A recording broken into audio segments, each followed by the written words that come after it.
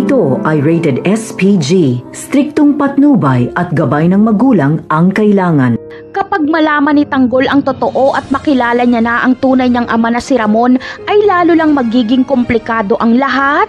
Dahil kalaban ang turing niya kay Ramon, matinding galit ang mararamdaman ni Tanggol kapag malaman niyang pinagsamantalahan ni Ramon si Marites at sinaktan pa nito si Mokang.